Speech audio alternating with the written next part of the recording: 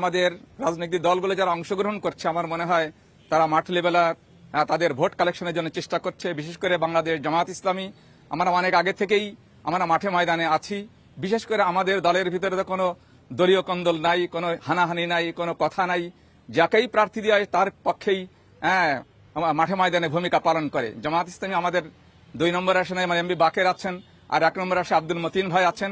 মাঠে ময়দানে আমরা ভূমিকা পালন করছি এবং জনগণের মাঝে ব্যাপক আমরা সাড়া পাচ্ছি। বিশেষ করে নতুন প্রজন্ম যারা তিনটে টার্ম ভোট দিতে পারেনি তাদের মাঝে একটা উৎসাহ উদ্দীপনা লক্ষ্য করছি, জনগণের মাঝে উদ্দীপনা লক্ষ্য করছি। মোহাম্মদ ওয়াটার ট্যাঙ্ক যা পানিকে রাখে শতভাগ বিশুদ্ধ। এর মোহাম্মদ ওয়াটার ট্যাঙ্ক বিশুদ্ধ পানির ব্যাগ।